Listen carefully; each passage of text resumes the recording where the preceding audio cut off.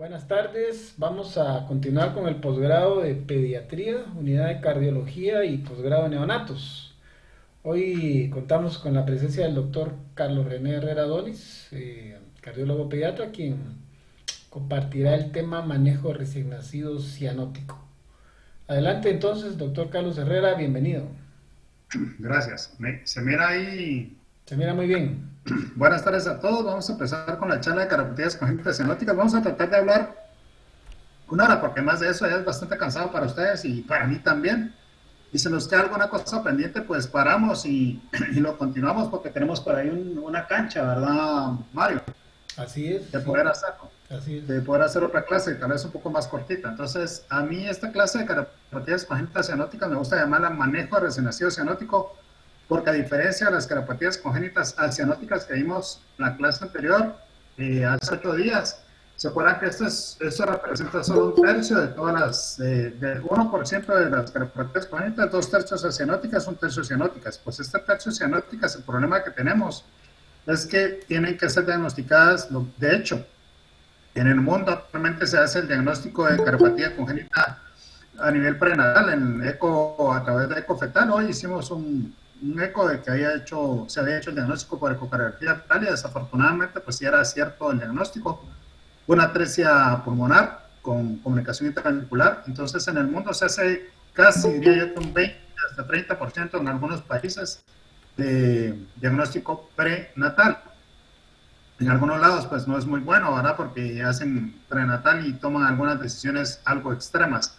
Entonces, de ese uno de cada 100, el tercio que son cianóticas, todos van a necesitar tratamiento quirúrgico y lo que es peor, a algunos ni siquiera se les va a poder ofrecer tratamiento quirúrgico y de ahí la importancia de hacer el diagnóstico lo más temprano posible, en la etapa neonatal. Entonces vamos a hablar un poco de lo que es cianosis. La cianosis, pues todos sabemos que es la manifestación de hipoxia e hipoxemia tisular. Eso se observa con saturación en menores del 85% con hemoglobina normal. ¿Alguien sabe decirme por qué eso de hemoglobina normal? ¿Por qué tiene que tener la hemoglobina normal para que se note la cianosis? ¿Alguien se anima? Mm, Hola, ¿qué tal, doctor? Le habla Walter. Si no estoy mal, Contame. hemoglobina normal es porque al final la cianosis se va a manifestar se va a manifestar cuando la hemoglobina que no está oxigenada o reducida, digamos, llega a un nivel de 3 gramos. Entonces, Es bastante bien, eso que dijiste está bastante bien, solo cuando los gramos está bien. Se supone que se va a manifestar la cianosis cuando tengas más o menos 5 gramos de hemoglobina reducida. 5 gramos. Acuérdate que ok. los neonatos más o menos tienen en promedio entre 15 y 18 gramos de hemoglobina en nacer, ¿verdad? Entonces se va a hacer manifiesto cuando tienen más de 5 gramos de hemoglobina reducida. ¿Qué significa reducida? Que le quitaste el oxígeno, es una cuestión de química, ¿verdad?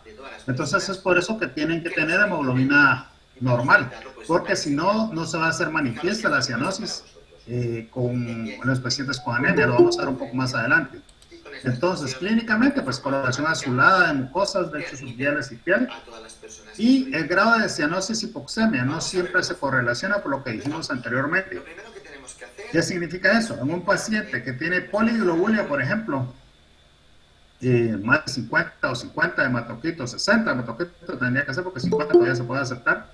En ese paciente ustedes pueden tener un paciente con cardiopatía congénita cianótica, obviamente, que lo van a ver muy cianótico, sin embargo, cuando le toman la saturación de oxígeno no va a estar tan desaturado.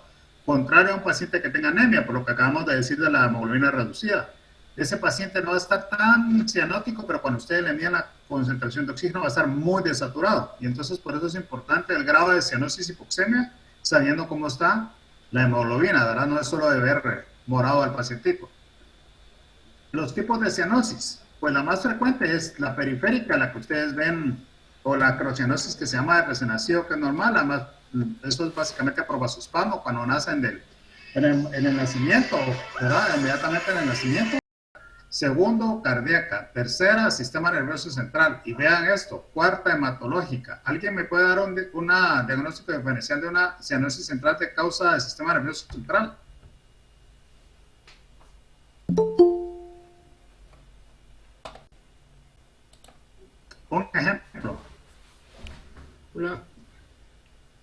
Encefalopatía hipóxico-isquémica. Y asfixia perinatal. Ajá. Asfixia perinatal puede ser una, muy bien. Asfixia perinatal severa, otra.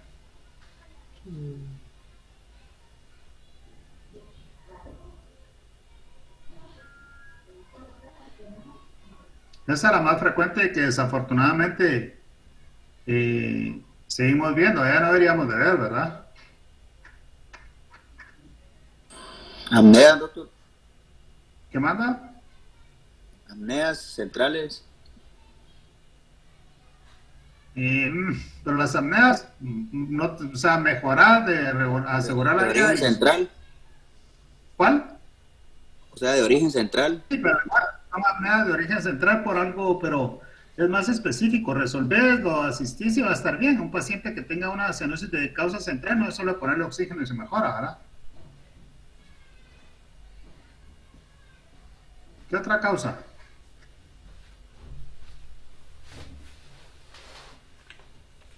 ¿Hemorragia, doctor? No. Pero igual, ahora estamos con la... Sí, pero imagínate todos los niños que estarían cianóticos, que tuvieran hemorragia. ¿Cuántas hemorragias tenemos? No. Hay una entidad que se llama síndrome del niño hipotónico. No han recibido ustedes ese posgrado de neuro todavía, ¿verdad? El síndrome del niño hipotónico, esos pacientes serían las dos causas principales de cianosis de origen central. La hipoxia por secundaria de asfixia perinatal severa y el niño hipotónico, ¿verdad? No puede respirar, esos pacientes, pues la causa es central, pero la cianosis va a ser de origen central, pero no es pulmonar ni cardiológica. Y un ejemplo de hematológica, básicamente solo hay una.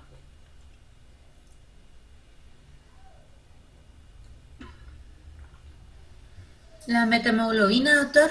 Metahemoglobinemia, ¿verdad? Es la única, ¿verdad? Para que vean ustedes que las causas de origen central no es solo pulmonar y cardíaca, ¿verdad? Hay otras que tenemos que ver. Entonces aquí les puse ya desglosado algunas causas de cianosis central de origen pulmonar, pues las patologías que ustedes manejan siempre, ¿verdad? En neonatos, si son prematuros, pues enfermedad de membrana hialina, neumonía neonatal, hipertensión pulmonar del recién nacido o persistencia de la circulación fetal, se llama también síndrome de aspiración meconial, que está asociado a hipertensión pulmonar, obviamente, hernia diafragmática. Esas serían causas de cianosis de origen central pulmonar. ¿Cómo se observa la cianosis? Vean, esta es una paciente ya crecida con los típicos dedos en palillo de tambor. La cianosis de los lechos umbiliales, inclusive las escleras pueden estar oscuras, ¿verdad? Y esta sería la forma, un acercamiento de cómo cambia el ángulo de las uñas por la cianosis crónica, ¿verdad? Es un paciente con cianosis central, vean la lengua y los labios y aquí ya se está comenzando a formar los dedos de palillos de tambor que no están tan prominentes como acá, pero el cambio de la angulación de las uñas se llama uñas en vidrios de reloj. Así es como lo van a ver. Eso es un paciente más grande, ¿verdad? Causas de cianosis central del sistema nervioso central, pues asfixia perinatal severa, las miopatías, que es lo que les digo, el síndrome del niño hipotónico, y les menciono también otro que es medicamentos que desafortunadamente vamos a seguir viendo a los pacientes que van a cesárea. Ahora la narcosis postparto, que se llama, ¿verdad? Tienen que estar atentos a eso. Esas serían las tres causas de cianosis central de origen del sistema nervioso central. Y metamorrobinemia, pues es la única causa hematológica. Yo creo que en 20 años hemos visto dos casos de estos que no hemos podido hacer el diagnóstico, porque hasta donde yo sé, ahorita no hay diagnóstico para hacerlo en el hospital. Recuerdo que me han mandado una muestra al laboratorio de la Universidad de San Carlos, pero no estoy seguro si pueden hacerlo. Los neonatólogos me deberían de ver con eso si se puede, para poder hacer el diagnóstico, ¿verdad? Entonces, ¿qué tenemos que hacer cuando tenemos un recién nacido cianótico? Primero, hacer una aproximación diagnóstica. Como hicimos con las cardiopatías congénitas cianóticas, manifestaciones clínicas, TED, hiperventilación, debería estar pegado como el que no lo tiene, y creo yo tampoco, como el Apgar, el otro para el peso y la talla que se tenía antes en labor y parto, Luchenko creo que se llama. Todo eso debería estar pegado en gráficas, en cartulinas de TED, hiperventilación. Siempre les digo cuando él el posgrado que lo coloquen, pero hasta les puedo asegurar que voy a labor y parto si no va a estar. rayos X de tórax, y de último entraría yo ahora, haciendo el ecocardiograma color, cuando ustedes digan, mire doctor, ya le hicimos todo y nos parece que la cianosis es de origen cardiológico, por lo tanto queremos descartar una cardiopatía congénita cianótica, pero aquí es completamente al revés, ¿verdad? Nosotros hacemos el diagnóstico de foramen oval con cortocircuito de derecha a izquierda por hipertensión pulmonar, y eso lo debería hacerse antes del ecocardiograma.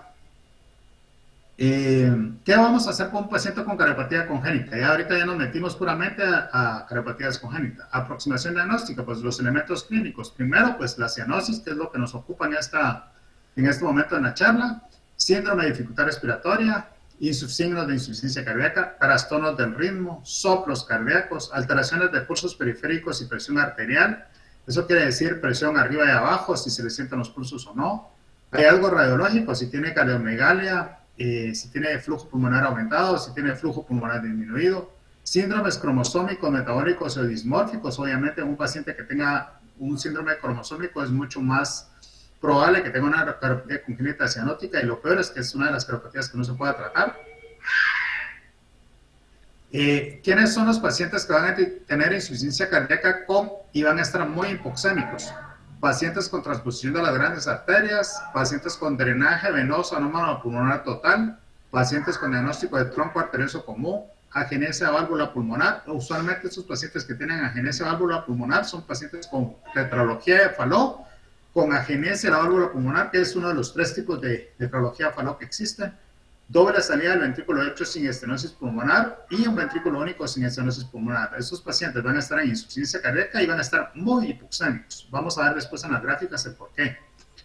Este es el test de hiperoxipreventilación. Antes se hacía con gasometría arterial, por ahora que existen oxímetros de buena calidad, podría hacerse solamente con la saturación de oxígeno sin necesidad de hacer gases arteriales, ¿verdad? Antes tenía que tomarse gases pre y postductales, ahora esa medición se puede hacer únicamente con el saturador de oxígeno.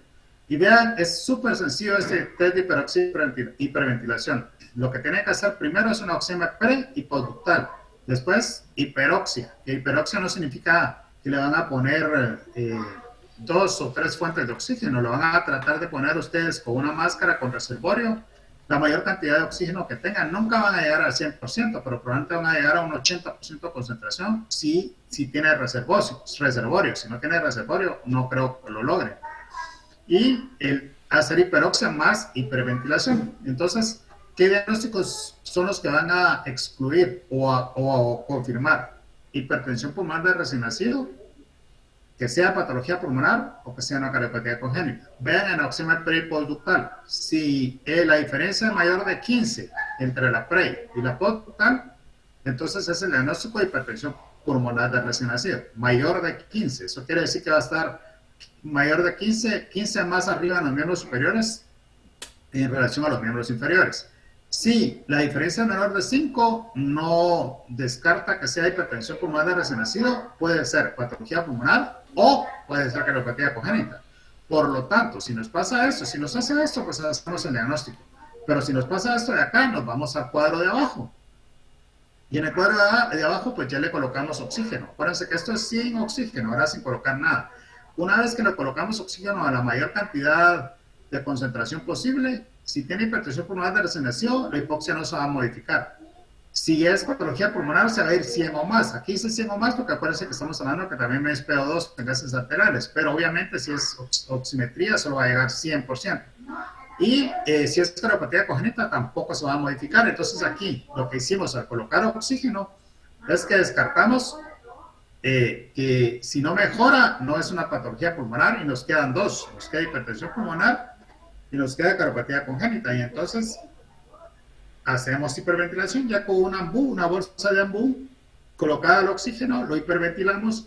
Si es hipertensión pulmonar se va a ir a 100 o más porque lo que va a haber es vasodilatación pulmonar, aumento de la concentración de oxígeno, por lo tanto va a mejorar la saturación de oxígeno. Si es patología pulmonar, obviamente va a estar mucho más, aquí es 120, 150, pero estamos hablando del PO2, eso ya lo habíamos descartado en el paso anterior, ¿verdad? Así es que esto es solamente para que ustedes vean que aumenta la saturación de oxígeno, pero en realidad, solo con la hiperoxia, si se nos fue 100 o más, ya hacemos el diagnóstico que es pulmonar.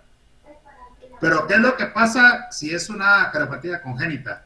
Por mucho que le pongan oxígeno y por mucho que lo hiperventilen, la hipoxia no se va a modificar. Ya se hace en el diagnóstico de cardiopatía congénita cianótica. ¿Cuánto me tardé en explicarles el cuadro? Minutos, probablemente 2 minutos. Eso es lo que les debería a ustedes tomar, porque la hiperoxia se pone a 5 minutos y no mejora, pues se va a la hiperventilación, que son otros 5 minutos con hiperventilación. O sea que ustedes deberían tener al paciente en 12 minutos ya con el diagnóstico en la sala de labor y partos, cosa que no hacen. ¿Existe este cuadro en labor y partos? Pregunto.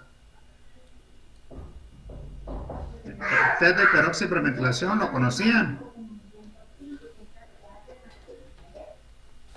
Albita. ¿Lo tienen en neonatos, no?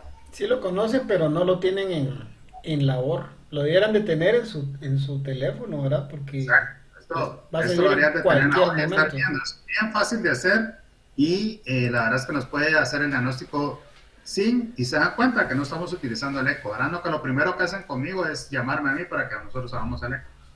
Y eso no está bien, o sea, porque pues yo sigo aprendiendo cada vez que hago un ecocardiograma, pero ustedes no, ustedes abran ese paso y me lo dejan a mí y no aprenden, ¿verdad? Y acuérdense que a donde vayan no van a tener un ecocardiógrafo a la par para hacerlo siempre. Y entonces aquí, antes, una vez que decimos el diagnóstico, vamos a ver cómo está la radiografía de tórax. ¿Se acuerdan que en el flujograma que hicimos de la flecha, hicimos la aproximación diagnóstica, hicimos el test de hiperventilación, ya hicimos el diagnóstico? Entonces, bueno, ahora vamos a ver cómo están los rayos X de tórax. ¿Quiénes van a tener disminución del flujo pulmonar? Obviamente los pacientes que tienen atresia pulmonar, los que tienen atresia tricuspida más estenosis pulmonar, obviamente porque no está pasando nada de flujo secretor pulmonar, los pacientes con tetralogía de Fallot, que pueden tener diferentes grados de obstrucción, ¿verdad? Puede ser leve, moderado, severa o completamente ausente, que son los pacientes de tetralogía de Fallot con atresia pulmonar, la anomalía de Epstein más estenosis pulmonar y un ventrículo único más estenosis pulmonar. Esos pacientes van a tener flujo pulmonar disminuido. Antes a nosotros nos enseñaban, todavía recuerdo que nos hacían leer, porque realmente no tenemos un posgrado de cardiología como el que tienen ustedes la suerte de ganar ahora, sino que lo leíamos. Nos decían cardiopatías con flujo pulmonar aumentado y cardiopatías con flujo pulmonar disminuido. Sonaba como muy sencillo, pero no es así, porque tiene que ser si son cianóticas o no son cianóticas. Es cuando funciona y uno debería hablar del flujo pulmonar aumentado o el flujo pulmonar disminuido. Si tienen flujo pulmonar disminuido, quiere decir que tienen obstrucción para que pase el flujo a oxigenarse hacia los pulmones. ¿Quiénes son los que van a tener hiperemia o hiperflujo pulmonar? Transposición de las grandes arterias, drenaje venoso no pulmonar total y tronco arterioso común. Esos pacientes van a tener flujo pulmonar aumentado.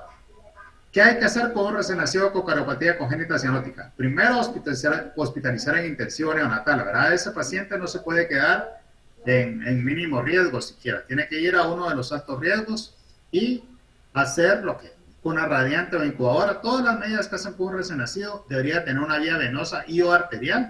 Tenemos que aprovechar aquí el ombligo, ¿verdad?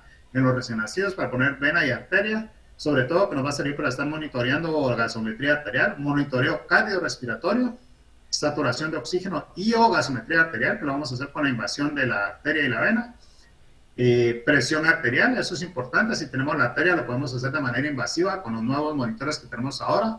Oxígeno, ¿verdad? No hay que demonizar el oxígeno, porque si el paciente está saturando abajo del 50%, ese paciente nunca lo van a sacar de la acidosis metabólica y la hiperlactatemia y se va a poner peor cada vez, ¿verdad? Entonces tampoco hay que demonizar el oxígeno, tal vez no lo van a poner al 100%, sino que lo que haga que mejore un poco su saturación. Ventilación mecánica, la ventilación mecánica pues nos permite manejar PO2, nos permite manejar el PEP, nos permite manejar el PIP y la frecuencia ventilatoria, que nos va a servir si queremos lavar CO2 o no queremos, o queremos retener CO2. Por ejemplo, un paciente que tiene hiperflujo, yo quisiera que estuviera un poco con vasoconstricción en el pulmón y tengo que mejorar los PEPs y viceversa, ¿verdad? Si tiene hipoflujo, pues tengo que hacer que el paciente tenga mejor oxigenación. Entonces la ventilación mecánica nos da muchas ventajas para manejar a este paciente. La corrección ácido-base es esencial, porque si no sus pacientes están en acidosis no van a mejorar absolutamente en nada. Tratamiento de la insuficiencia cardíaca, que hay que tener un poco de cuidado con estos medicamentos, ¿verdad? ¿Qué es lo que van a poner? Si tienen flujo pulmonar aumentado, como los que vimos, que es transposición, drenaje venoso pulmonar total y tronco arterioso común, lo mejor es iniciar dopa y no dobutamina. Si tienen flujo pulmonar disminuido, es mejor dobuta y no dopamina, por ejemplo, ¿verdad? Es un ejemplo muy sencillo lo que les estoy dando, pero son de las cosas que uno tiene que ver si va a utilizar diurético o no va a utilizar diurético. Obviamente, esos pacientes tienen que tener restricción del flujo y hay que colocar prostaglandina, ¿verdad? Prostaglandina es para mantener el ductus abierto, porque pueden pasar dos cosas. Usualmente, en más del 90% de los casos, el flujo pulmonar depende de un ductus arterioso permeable en este instante, porque no es persistente, porque no tiene más de 2 semanas, es permeable para mantener el flujo hacia el territorio pulmonar. Entonces lo que tenemos que hacer es mantener el ductus abierto. Además que eso produce vasodilatación pulmonar y va a mejorar la oxigenación, ¿verdad? Y por último, vean hasta dónde entro yo, la evaluación por el cardiólogo, una vez que hicieron ustedes todo esto.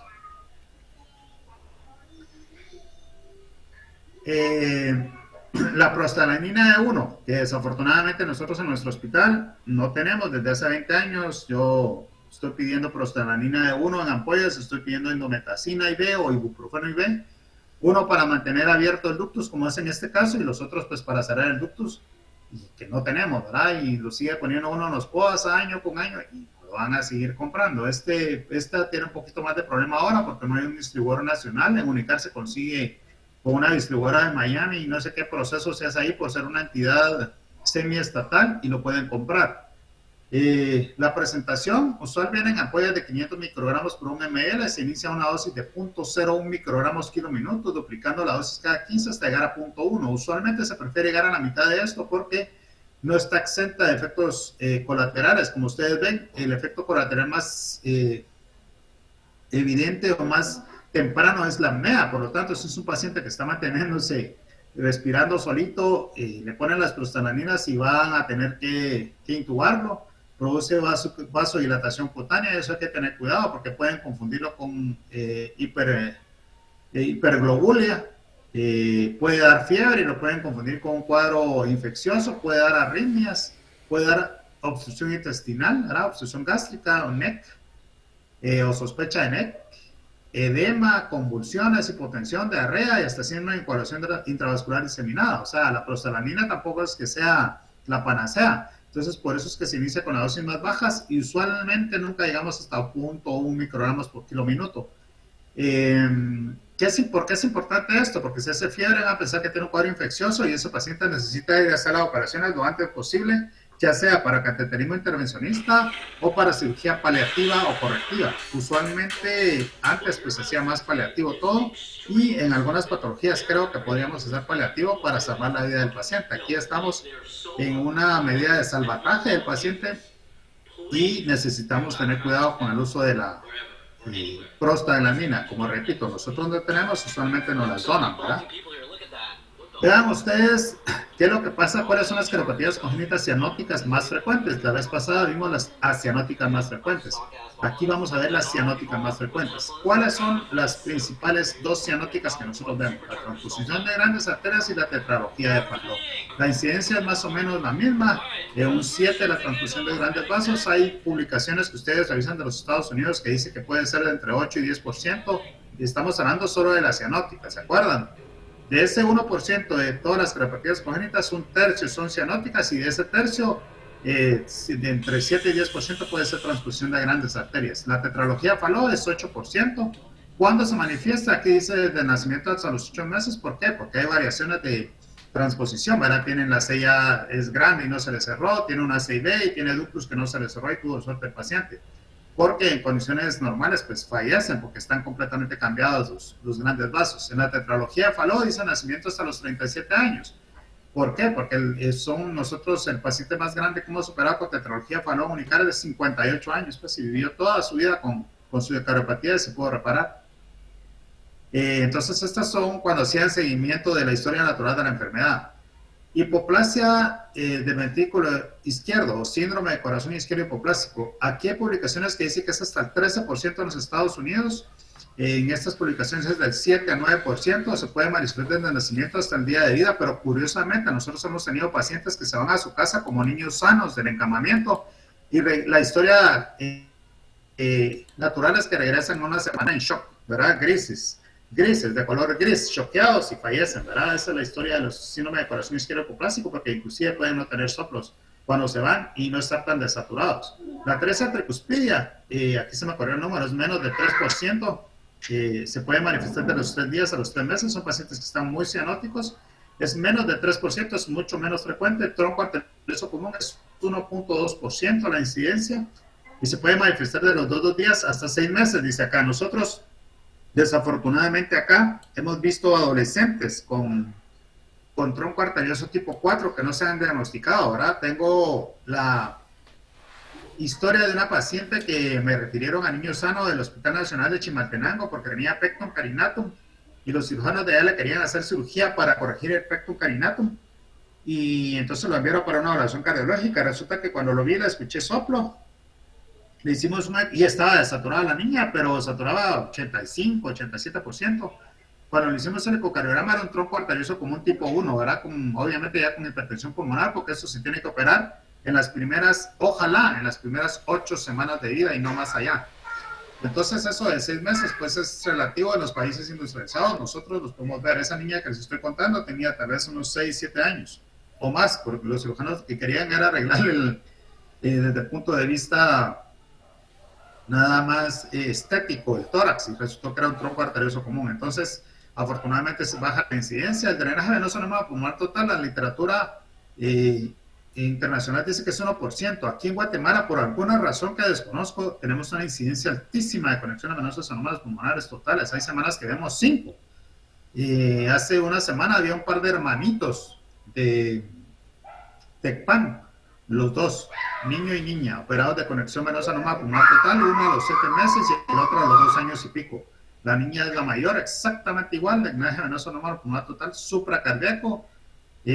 Cuando yo me vine de Chile, estaban haciendo un estudio en el norte de Chile, que es donde está el desierto de Atacama, ¿verdad? San Pedro de Atacama y algunas otras poblaciones para los que les gusta el fútbol, de donde es más o menos el Cobreloa, ¿se acuerdan del Cobreloa? Estaban haciendo un estudio que se relacionaba probablemente con herbicidas, y esta familia de acá tiene el antecedente que pues obviamente se dedican a la agricultura y que sí guardan en una bodega herbicidas. Entonces puede ser que eso, la exposición de la madre durante el embarazo a esos herbicidas, tenga más incidencia en la conexión venosa anormal pulmonar total en Guatemala.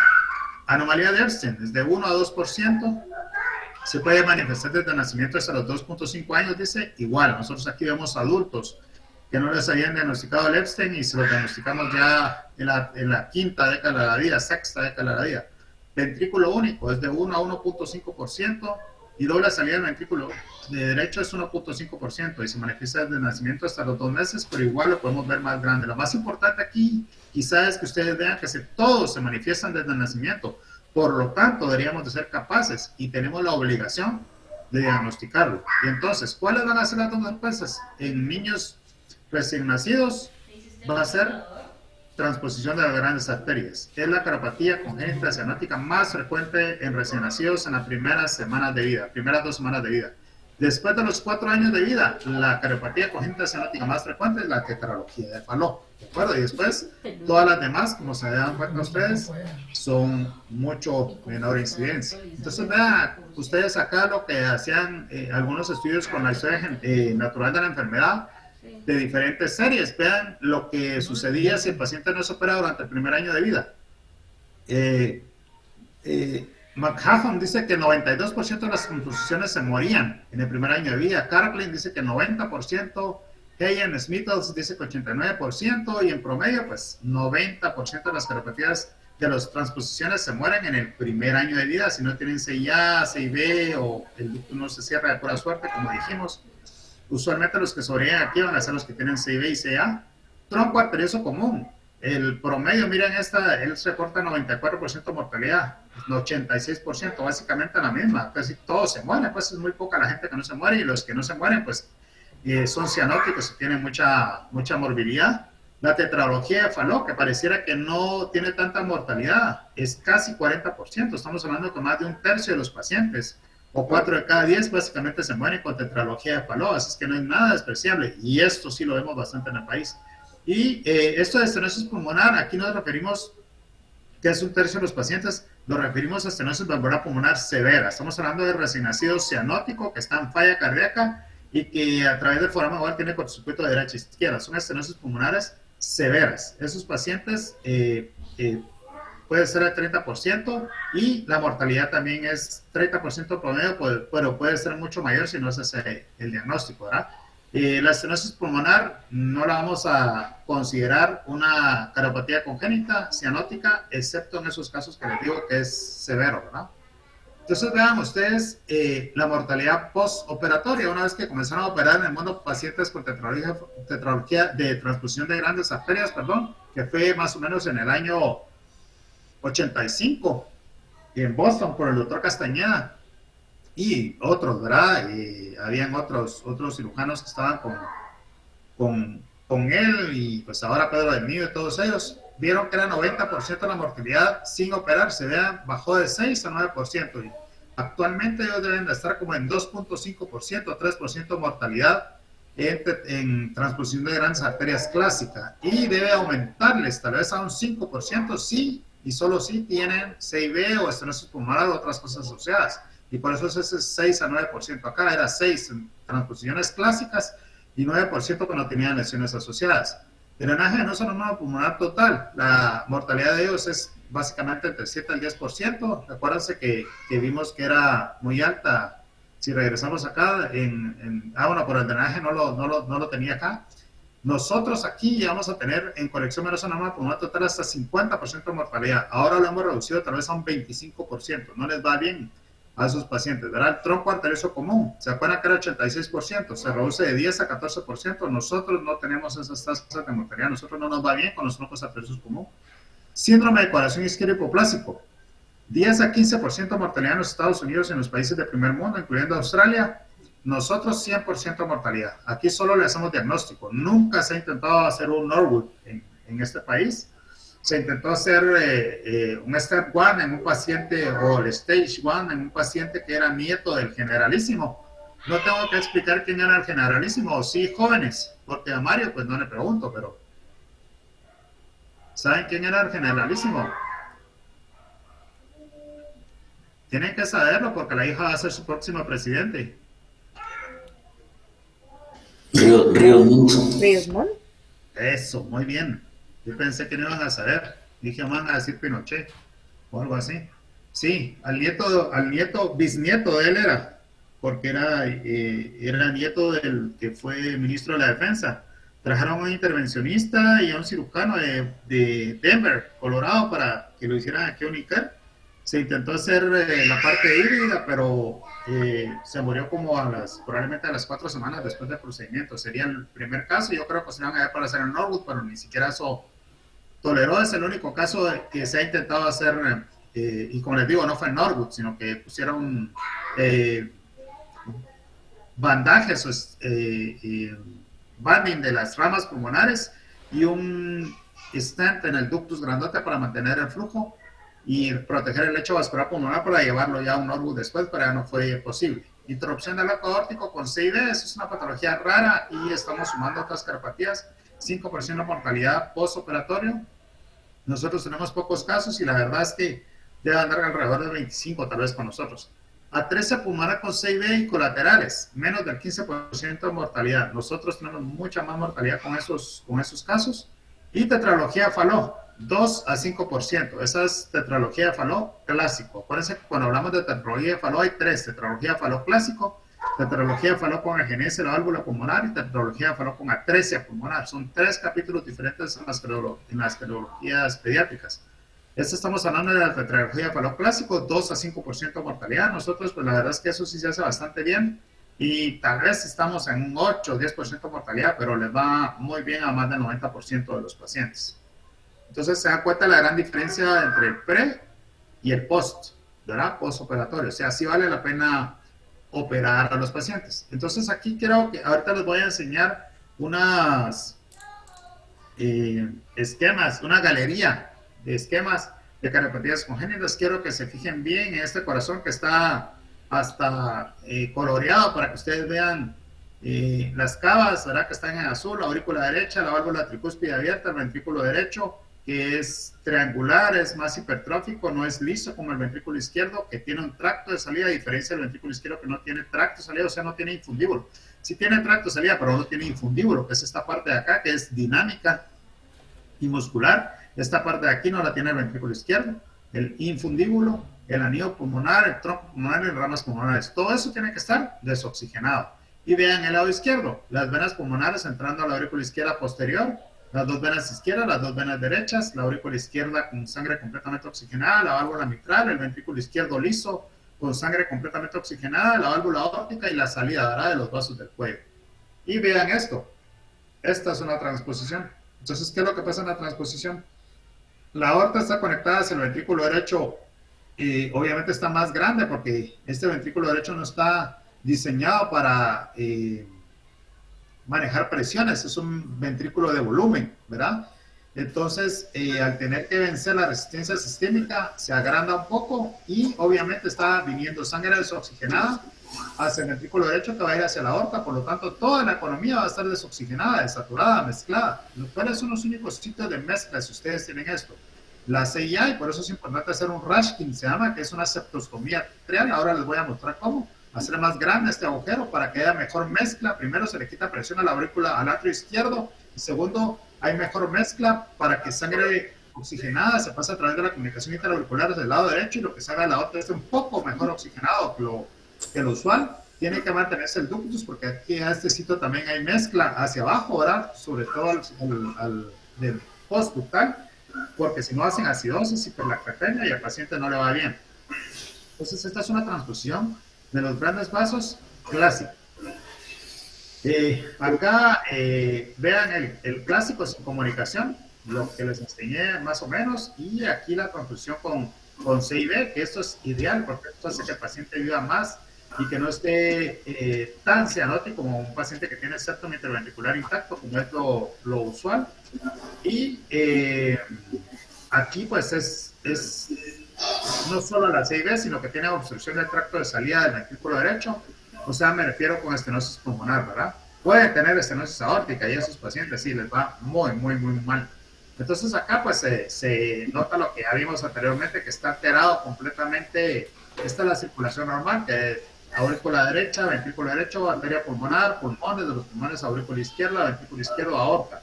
Así de hacer en la transposición de los grandes vasos, la circulación no es en serie como es acá, ¿verdad?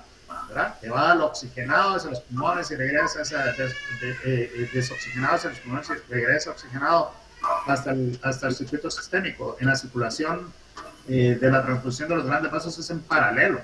¿Por qué? Porque la aurícula derecha, ventrículo derecho, lleva sangre desoxigenada a la aorta y por lo tanto lo que es la economía está desaturado.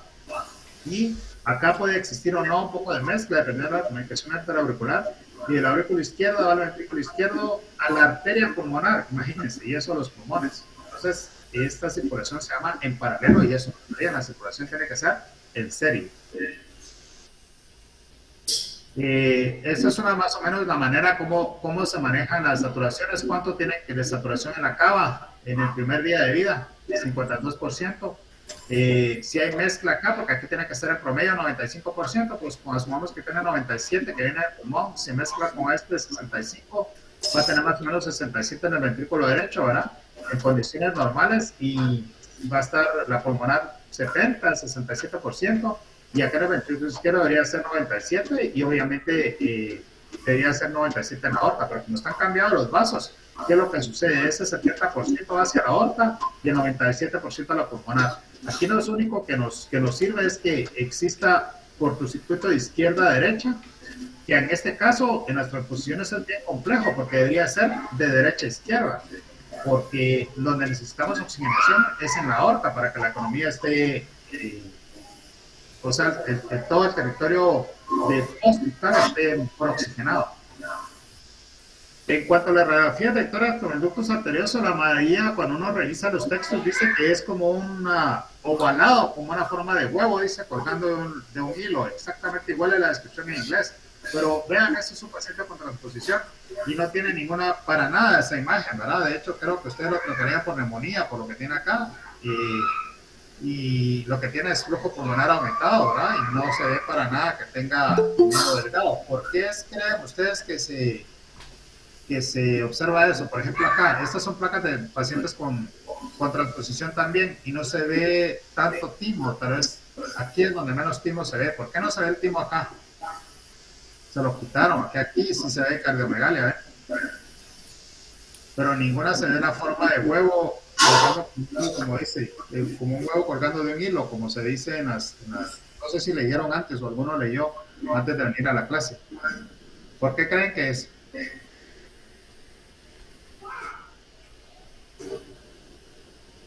Nadie. ¿Alguien? Vean esta, miren aquí el timo.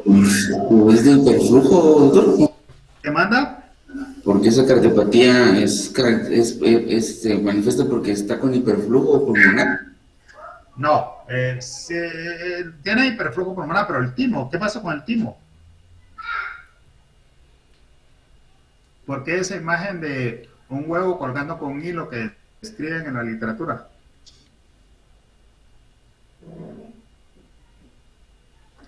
Lo que sucede es que las anomalías conotroncales, que incluye transposición de las grandes arterias, faló, tronco arterioso común, pueden estar asociados a 22q11 o al CACH22 que se llama, y esos pacientes pueden tener síndrome de Diorch. Los Diorch tienen agenesia de timo, y entonces por eso es que no pueden no tener timo, ¿verdad? Entonces uno, si no ve timo, ya tiene que ir a buscar después si existen paratiroides o no, porque pueden tener, si es un Diorch, pueden tener hipocalcemia. Entonces es importante si tienen o no timo en la radiografía de tórax en los pacientes con transfusión de las grandes arterias. Se dan cuenta todas las implicaciones que uno puede venir previniendo o saber qué es lo que va a hacer, porque esos pacientes pueden convulsionar incluso por hipocalcemia, solo con lo que vamos viendo. Ahora no es solo de ver las radiografías. ¿Se acuerdan que les mencioné que había una técnica para aumentar el tamaño de la comunicación interauricular? Se puede hacer introduciendo este catéter que se llama catéter de Rashkin, de hecho, así como se escribe aquí, que era el apellido del doctor William Rashkin, que lo utilizó al inicio de los 70, en el 72, si no estoy mal, hizo la primera maniobra. Lo que se hace es que tiene esta angulación, uno puede entrar por el catéter, por el ombligo, perdón, atravesar el ducto venoso, atravesar la aurícula derecha, atravesar el agujero, insufla el balón y tira fuerte para rasgar. Lo que se trata es de rasgar el septum interatrial. Vean acá como, esta es con balón estático, se llama esta es diferente, no se jala, sino que ustedes atraviesan y se infla el balón rasgando el septum. Acá hay una muestra en ecocardiograma, vean el foramen oval, aquí se ve el catéter atravesando, aquí se infla el balón, cómo se tira y vean el agujero, aquí ven el aneurisma que tiene aquí y el agujero solo es este chiquitito acá. Vean después de la septostomía a través de Rashkin cómo queda, aquí queda volando el tejido que no rompió, ¿verdad? Móvil. Ven el agujero cómo aumentó de tamaño. Entonces ya no es un foramen oval, sino que es una comunicación interauricular para mejorar la mezcla mientras que el paciente va a sala de operaciones. Esa es la septostomía a través de Rashkin. ¿Qué otras cosas se pueden hacer? Colocar un stent en el ductus para cuando no se tiene prostaglandinas, pero lo que pasa es que nosotros tampoco tenemos equipo de angiografía como para hacer esto, ¿verdad?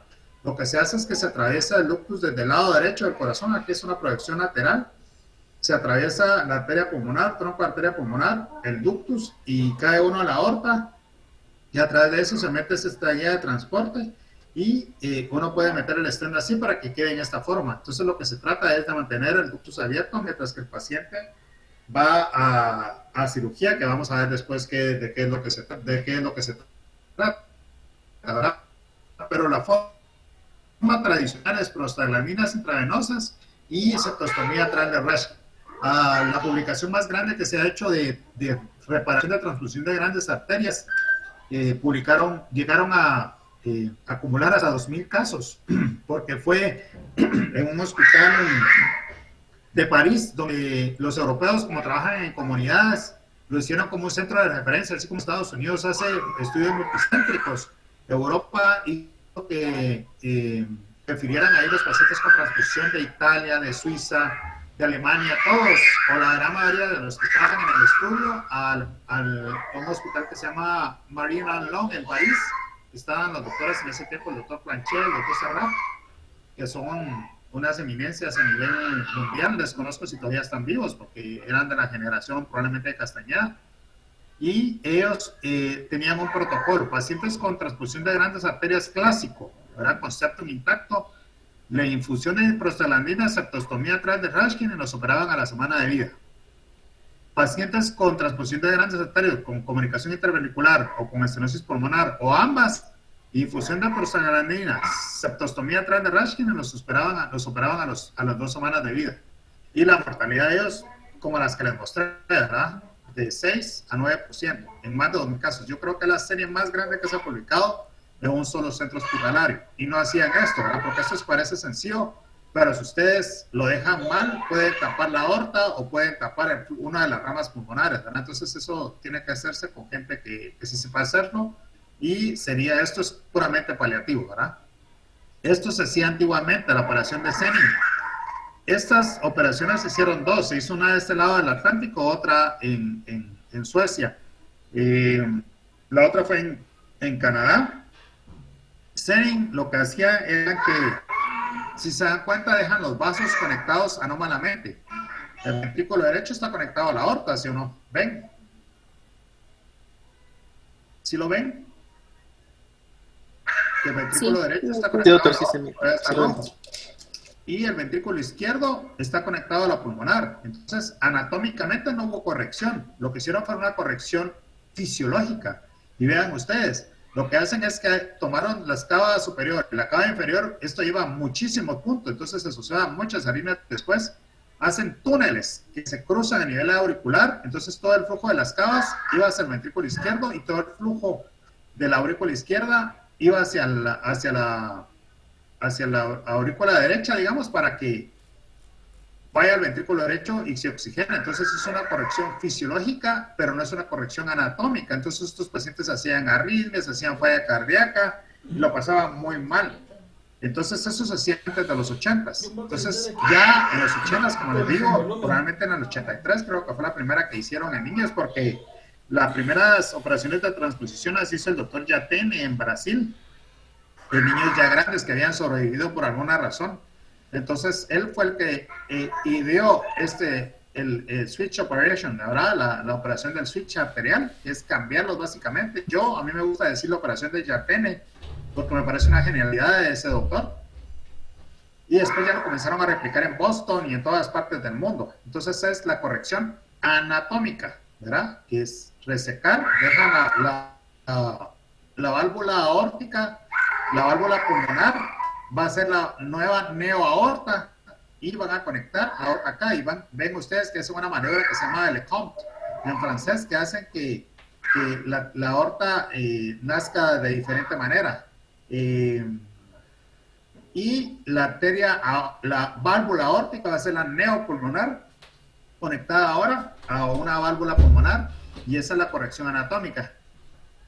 Y quedan bien los pacientes. ¿Qué problemas hay con estos pacientes? Pues en los tiempos iniciales, pues los tiempos de bomba eran muy altos y como los gringos son muy especiales, pues estudiaron hasta problemas neurológicos secundarios a bomba de circulación extracorpórea muy poco observables al ojo humano, al ojo clínico, y entonces ellos hicieron eso. Lo más que pasó, lo que nos pasa a nosotros acá es que quedan con estenosis supravalvular aórtica por la sutura. Supravalvular aórtica no vemos, pero supravalvular pulmonar, perdón, es lo que sí vemos, ¿verdad? Pacientes con estenosis moderada y a veces los tienen que operar. En otros países pues se les puede poner stent. Esa es la complicación más que vemos. Esto, si lo hacemos bien, ha mejorado mucho la mortalidad. Vino un niño que nos trasladaron hace un par de semanas, que ya le cerraron el tórax y ahí va caminando. Ya se ha tardado mucho en sala porque ya debería estar fuera, pero sobrevivió.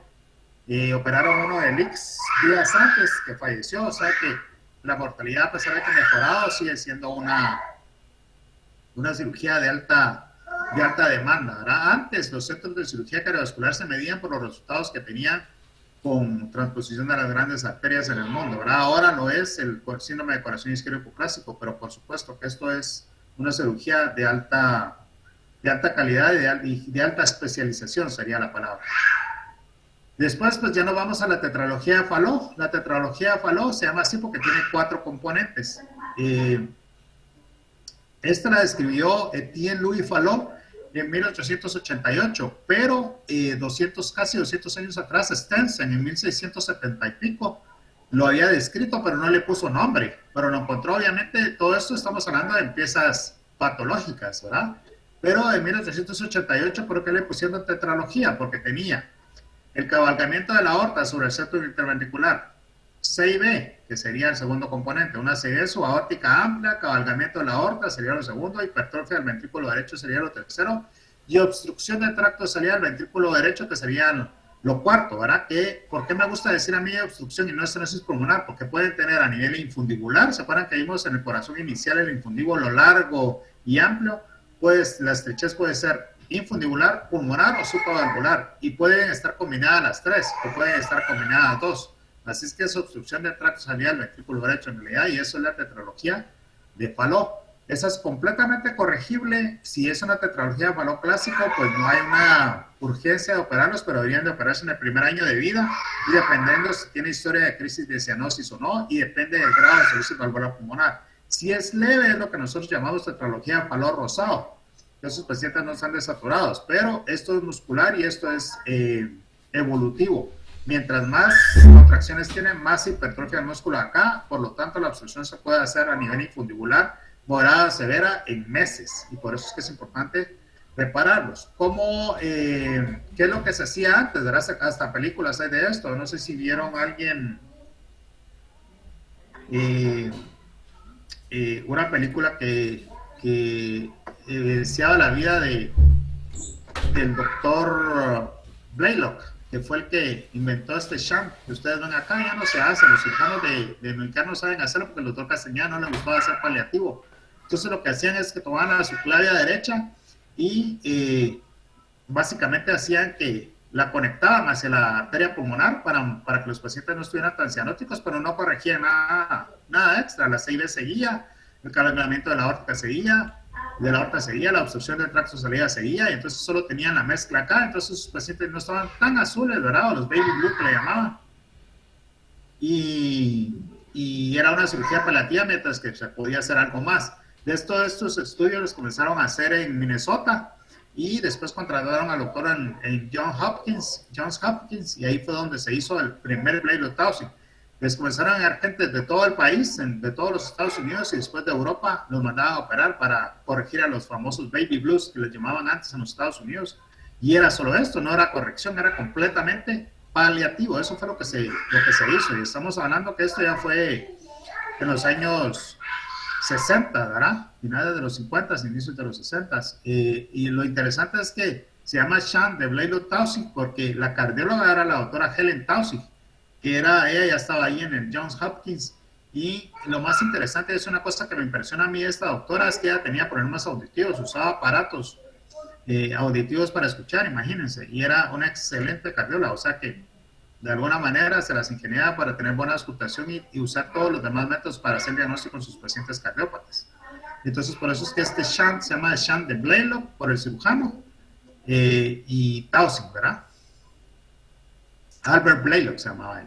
La reparación total pues era esta, que vino muchísimos años después, gente de la clínica Mayo, gente de Boston, Minnesota. La clínica Mayo pues está en Minnesota, ahora como ustedes saben. Entonces lo que se tenía que hacer era un cierre de la comunicación interventricular y una ampliación del tracto de salida, cortar el músculo extra que hubiera y hacer una ampliación del tracto de salida del ventrículo derecho, y quedaban completamente corregidos, se pensaba. Actualmente se sabe que no es una corrección, se considera que la tetralogía de Fallot es una paliación. ¿Por qué?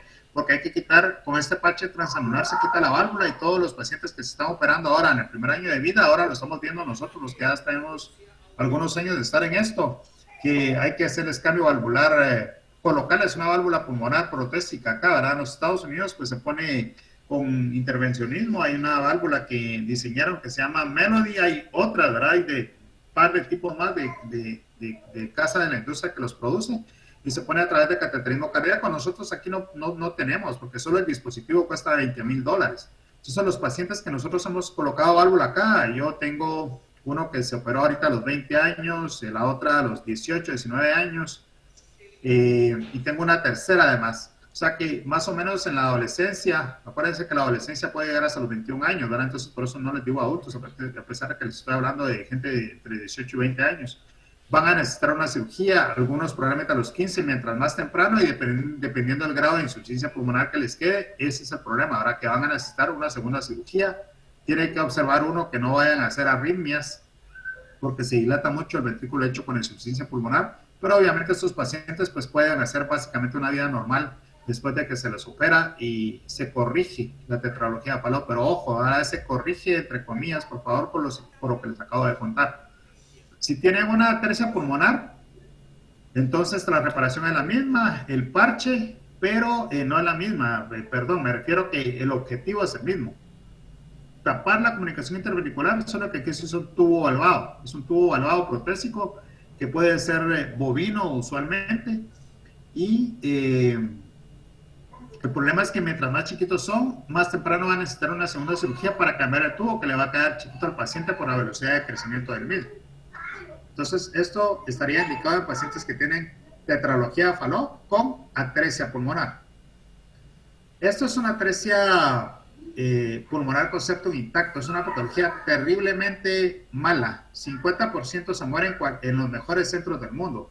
A nosotros casi se nos mueren todos. Es muy terrible porque tiene el septum intacto, no hay manera que exista mezcla, el ventrículo izquierdo es el que hace todo el trabajo, tienen ventrículos derechos que son hipoplásicos, por lo tanto no pueden llevarse a una reparación biventricular, pueden tener sinusoides coronarios, por lo tanto si uno abre acá, se le hace la cirugía o un parche, los sinusoides que dependen de las coronarias hacen que tenga un infarto masivo del ventrículo derecho y los pacientes fallecen, y si se dan cuenta todo el circuito está completamente desoxigenado. Esto es una patología muy fea, la atresia pulmonar con septum intacto es terrible.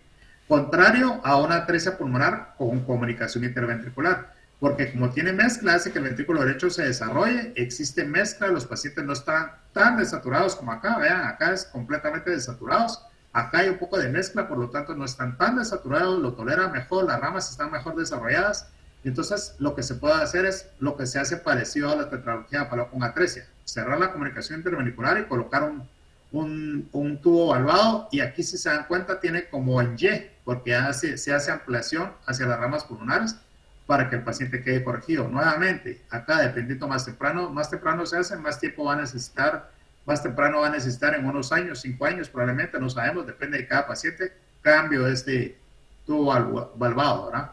Usualmente se hace cambio en los países donde lo tienen. Ahorita llevamos 1 hora exactamente, Mario, ¿quiere que sigamos?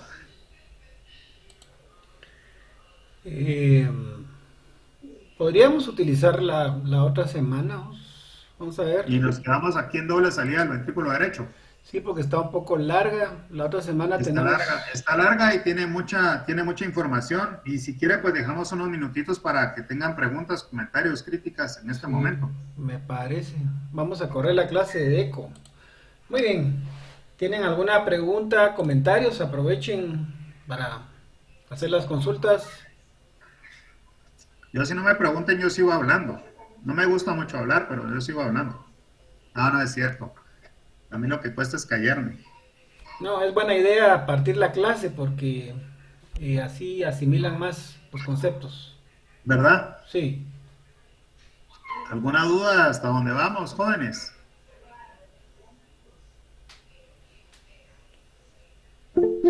Doctora Carvajal.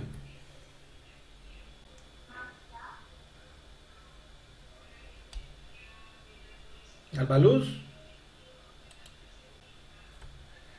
Se nos va a traer más café.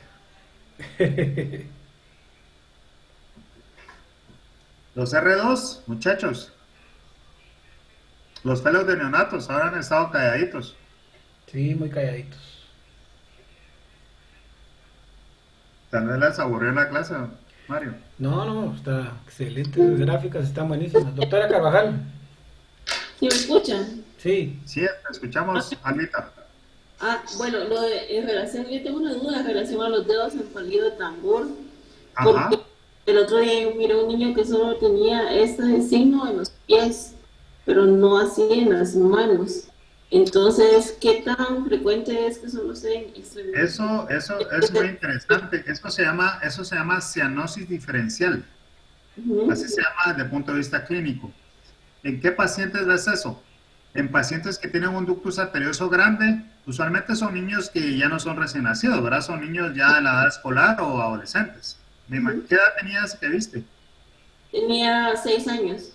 Exactamente, ya es edad escolar. Entonces, ¿qué es lo que pasó? Probablemente tenía un ductus arterioso grande y eso es uno. O la otra opción es que hubiera tenido una interrupción del arco aorta. Y entonces obviamente tiene un ductus grande que es el que sirve para que se oxigene toda la parte distal del cuerpo, digamos, ¿verdad? Se podría decir que el tórax hacia abajo. Entonces esos pacientes lo que tienen es que tienen bien saturada la parte superior y tienen desaturada la parte de abajo. Y en los pacientes que tienen ductus arterioso persistente grande, que es donde yo lo he visto, es que a través del ductus arterioso pasa sangre desoxigenada hacia abajo y la parte superior, por alguna razón, siempre tienen cabeza y brazos, están bien oxigenados, de hecho no tienen dedos superiores de tambor arriba, saturan bien arriba y pueden tener diferencias de 10, 15 de saturación periférica entre los miembros superiores y los miembros inferiores, y eso se llama cianosis diferencial. No era una cardiopatia congénita cianótica de nacimiento, sino que era una cardiopatia congénita acianótica que se convirtió en cianótica por no recibir el tratamiento a tiempo, Alba. Ah, ok. Muchas gracias, doctor. No, con mucho gusto.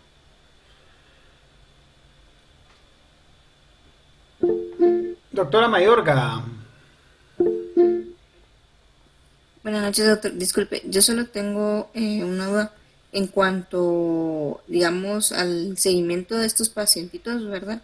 ¿Cuánto es lo que le podríamos como permitir, digamos, a su saturación, ¿verdad? Porque algunos, pues como usted bien dice, no, digamos, no los operan o pues, o sea, pero sí, o sea, sí me genera esa duda que cuánto, porque a veces los Pero, tenemos.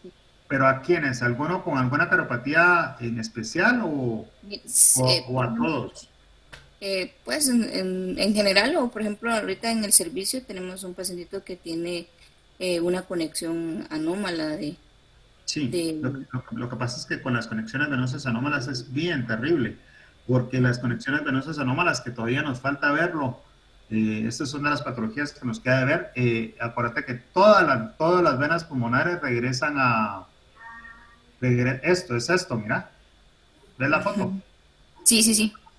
Las venas pulmonares, aquí están las venas pulmonares izquierdas, las venas pulmonares derecha, la aurícula izquierda chiquitita, pero las venas no están conectadas a la aurícula izquierda, sino que están Ujú. conectadas a través de este conducto colector hacia el sistema venoso sistémico, o sea, a la innominada de la vena cava superior. Por lo tanto, esto no lo pueden mejorar con nada, porque va a estar desaturado todo el sistema. Mira todas las 4 cámaras cardíacas y mira la aorta descendente cómo está desaturada. Entonces, ese paciente va a estar desaturado, le hagas lo que le hagas, y lo peor es que no hay tratamiento eficaz hasta que los operas, que los pueda mejorar. Entonces, esos Fíjese, pacientes pueden estar muy desaturados, 50%, pues. fíjese, doctor, que, bueno, no sé, pero a mí me llama la atención que al menos nuestro paciente tiene solo, bueno, no solo, ¿verdad? Una afección, pero solo de una vena, pero la verdad es que con punto 2 punto 3 de oxígeno llega a saturar hasta 99, 100%, Ah, entonces, bueno, pero mira que ya me cambiaste la patología, porque entonces es una conexión venosa anómala pulmonar parcial, no es para nada lo que te acabo de enseñar. Si es total, no te mejora con nada. Lo puedes poner 2 fuentes de oxígeno, bafo, lo que querrás y va a seguir desaturado. ya. Entonces debe ser una conexión venosa anómala pulmonar parcial con patología pulmonar probablemente. ¿Y ese quién es? Porque no lo conozco. Yo estoy ahora este mes en neonatos, pero no sé quién es. No, no es en neonatos, doctor, es en USIM. Ah, en USIM. Sí, ya Ujú. sé quién es. Ya sé quién es esa niña. Esa es una conexión venosa anómala pulmonar parcial que está pendiente de que vaya a unicar. Ya fue, doctor. Ah, va, ¿y Eh, qué le dijeron? pues eso, que era una parcial y que le iban a dar Ah, seguimiento ¿viste? Ya te das dos- cuenta. en 2 a 3 meses. Es lo que te digo. Si fuera total, no te mejora con absolutamente nada. Esa es una parcial. Y entonces esas parciales, pues no hay que correr tanto, sino que hay que tratar la patología pulmonar de base y después tratar de corregir. pero esos pacientes son diferentes. De hecho, las conexiones venosas anómalas pulmonares parciales, ¿te acuerdas que las vimos en la charla anterior en las comunicaciones interauriculares tipo seno venoso? ¿Te acuerdas? Ujú. Entonces, esas por definición no son cianóticas, son acianóticas.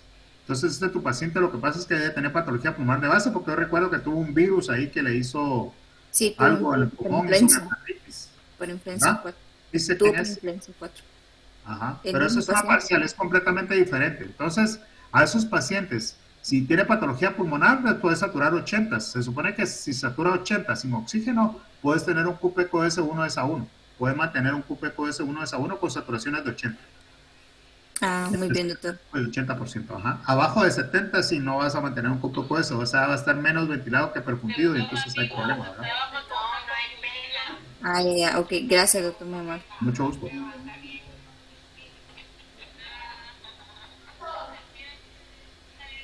Doctor, disculpe una pregunta. Sí, Los pacientes con transposición de grandes vasos soplan.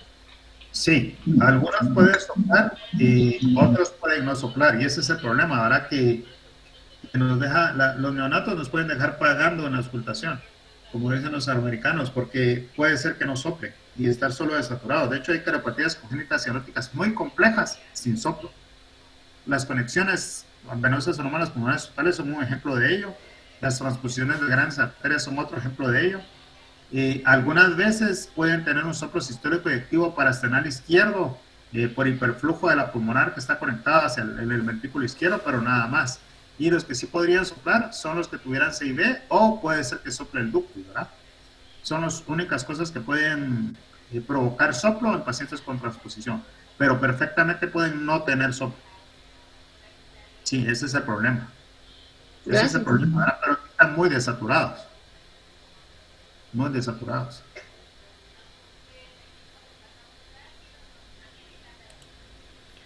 Muy bien, entonces vamos a dejar aquí la clase y el próximo lunes que teníamos, digamos, del lado de los R2 no tenía programado. Vamos a dar la segunda parte. El doctor Herrera va a dar la segunda parte. El lunes y martes el eco neonatal con el doctor Díaz. Díaz. Perfecto. O sea que el próximo lunes nos vemos igual a las 6. Mismo enlace, exactamente. Al mismo. Sí, el Bueno, mismo. Ajá. perfecto. Y usted convoca a los R2 y a sus fellows. Sí, así es. Ya. Perfecto. Bien. Muchas gracias, Carlos. Buenas noches. Gracias a Que estén todos. bien.